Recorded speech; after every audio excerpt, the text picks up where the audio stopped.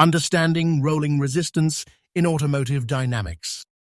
Rolling resistance is a critical force that opposes a vehicle's forward motion, primarily arising from the interplay between road conditions, tire characteristics, and the vehicle's overall weight. It affects fuel efficiency, tire wear, and overall vehicle performance, making it essential to understand for automotive enthusiasts and professionals seeking optimization in vehicle dynamics.